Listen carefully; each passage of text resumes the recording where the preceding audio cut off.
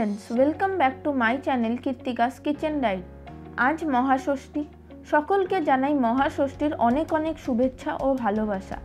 बड़ोदेर जानाई आमार प्रणाम।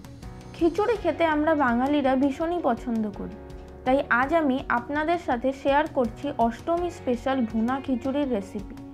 और आमार भिडियोटी भालो लेगे थाकले अवश्यई लाइक कमेंट और शेयर करे देबेन और आमार चैनलटिकेও सबस्क्राइब करे देबेन। ताहले चलुन देखे नेওয়া যাক আমার আজকের অষ্টমী স্পেশাল রেসিপি ভুনা খিচুড়ি। তো ভুনা খিচুড়ি বানানোর জন্য এখানে আমি কড়াই গরম করে ওর মধ্যে দিয়ে দেব 2 টেবিল চামচ পরিমাণে সাদা তেল আর 1 টেবিল চামচ পরিমাণে ঘি।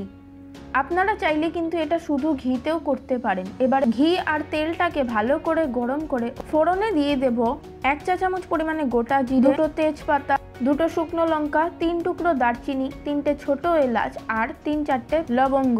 এবারে ফোড়নটাকে আমি 15 সেকেন্ডের জন্য একটু ভেজে নেব। 15 সেকেন্ড ধরে ভেজে নেওয়ার পর এবারে ওর মধ্যে আমি 2 টেবিল চামচ পরিমাণে আদা, কাঁচা লঙ্কা আর গরম মশলার পেস্ট দিয়ে দেব। এখানে আমি 1 ইঞ্চি মতো আদা, 3-4টে কাঁচা লঙ্কা, 2 টুকরো দারচিনি আর 3-4টে ছোট এলাচ মিক্সিতে আগে থেকে পেস্ট করে রেখেছিলাম। এবারে এই মশলাটাকে আমি 15 থেকে 20 সেকেন্ডের মতো ভেজে নেব। 15 থেকে 20 সেকেন্ডের মতো ভেজে নেওয়ার পর এবারে ওর মধ্যে আমি দো ফাল্টা করা 15 থেকে 20টার মতো কাজুকে এর মধ্যে দিয়ে দেব আর দেব 10-15টার মতো কিশমিশ। এবারে এটাকে কিছুক্ষণ নাড়াচাড়া করে ওর মধ্যে দিয়ে দেব 1/2 চা চামচ পরিমাণে লাল লঙ্কা গুঁড়ো আর 1 চা চামচ পরিমাণে জিরে গুঁড়ো। এবারে এটাকেও কিছুক্ষণ নাড়াচাড়া করে ওর মধ্যে দিয়ে দেব আগে থেকে ধুয়ে ভালো করে জল ঝরিয়ে রাখা 1 কাপ পরিমাণে গোবিন্দভোগ চাল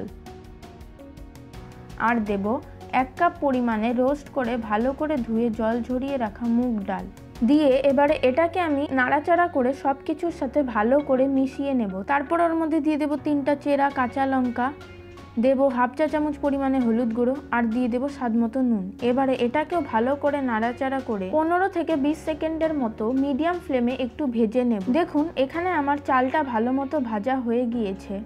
এবারে ওর মধ্যে আমি 4 কাপ পরিমাণে ফোটানো জল দিয়ে দেব। যেহেতু এখানে আমি চাল ডাল মিলিয়ে 2 কাপ দিয়েছিলাম, তাই এখানে আমি 4 কাপ পরিমাণে জল দিয়ে দেব। আর অবশ্যই কিন্তু জলের মাপটা সঠিক পরিমাণে দিতে হবে, না হলে কিন্তু ভুনা খিচুড়িটা আমাদের ঝরঝরে হবে না। এবারে চাল আর ডালটাকে জলের সাথে মিশিয়ে এটাকে হাই ফ্লেমে ভালো করে একটু ফুটিয়ে নেব। তারপর গ্যাসের ফ্লেমটাকে লোতে রেখে এটাকে ঢাকা দিয়ে আমি 10 মিনিটের জন্য চাল আর ডালটাকে ভালো মতো সেদ্ধ হতে দেব।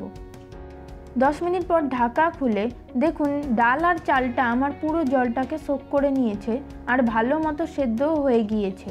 এবারে এটাকে একটু নাড়াচাড়া করে এর মধ্যে আমি 2 চা চামচ পরিমাণে চিনি দিয়ে দেব আর দিয়ে দেব 1 টেবিল চামচ পরিমাণে ঘি। এবারে এটাকে আমি আরও কিছুক্ষণ লো ফ্লেমে চিনিটা গলে যাওয়া পর্যন্ত নাড়াচাড়া করে নেব। তারপর গ্যাসের ফ্লেমটা অফ করে এটাকে ঢাকা দিয়ে 5 মিনিটের জন্য এটাকে রেস্টে রেখে দেব। 5 মিনিট পর ঢাকা খুললেই তৈরি হয়ে যাবে আমাদের অষ্টমী স্পেশাল ভুনা খিচুড়ি। আর দেখুন ভুনা খিচুড়িটা কতটা সুন্দর ঝরঝরে হয়েছে। এবারে এটাকে আমি গরম গরম সার্ভ করে দেব। আমার আজকের এই অষ্টমী স্পেশাল ভুনা খিচুড়ির রেসিপি কেমন লাগলো অবশ্যই কমেন্ট করে জানাবেন।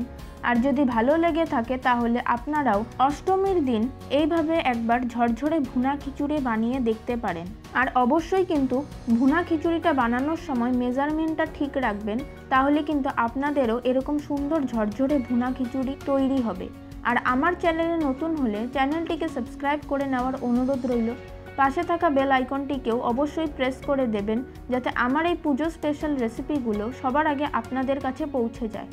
আজ তাহলে এ পর্যন্ত। সবার পুজো খুব ভালো কাটুক। আবার চলে আসবো নতুন কোনো পুজো স্পেশাল রেসিপি নিয়ে। সকলে খুব ভালো থাকবেন, সুস্থ থাকবেন।